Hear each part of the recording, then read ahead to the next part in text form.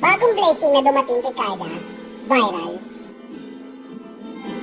Isang hindi inaasahang biyaya ang umano'y dumating ngayon sa buhay ng kapuso actress na si Carla Abellana. Matapos sa kanyang naging emosyonal na pag-iisang tibig kay Dr. Reginald Santos noong nakarang December 27, 2025. Sinubaybayan na marami ang buhay ni Carla bagamat ang showbiz sa kanya napangasawa at mas pribado at tahimik na ang kanilang buhay.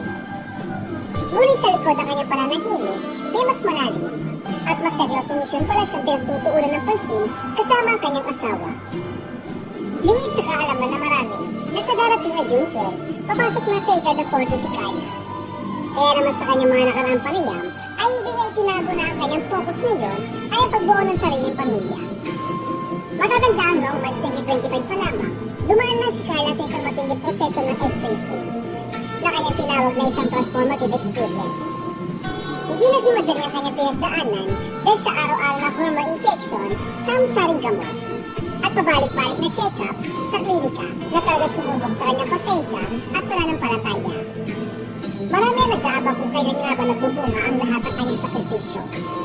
Lalo na't hindi niya ito naranasan sa kanyang nakaraang relasyon kay Tom Rodriguez. Kamakailan nga ay nagbigay ng update si Carla tungkol sa kanyang IVF journey, kung saan isang larawan ang umabot sa atensyon ng lahat. Ito nga ay isang larawan mula sa isang ultrasound screen. Sa nasabing screen, may kita ang tila isang buhay na namumuo sa kanyang sinapupunan, na agad na umani ng libo-libo reaksyon mula sa mga netizen. Mabilis na kumalat ang mga hula na posibleng kamba na magiging anak ni Carla at Dr. Reginald. Dahil umano tila may dalawang bilog na makikita sa ultrasound. Mas lalo pang lumakas ang utok ng marami na buntis na si Carla dahil sa caption ng kanyang post.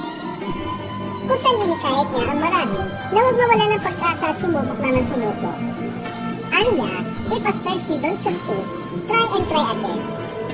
Bagamat wala pang opisyal na kumpirmasyon mula sa kampo ng actress, hindi na mapigilan ang saya ng kanyang mga tagahanga na matagal ang nananalangin para sa kanyang kaligayahan. Marami ang nagsasabing tila hinintay lang na makasal si Carla sa tamang tao bago ibigay sa kanya ang kanyang pinakainaasam na pangarap na maging isang ina. Sa ngayon, marami ang nag-aabang sa mga susunod pang update ni Carla tungkol sa kanilang IVF journey.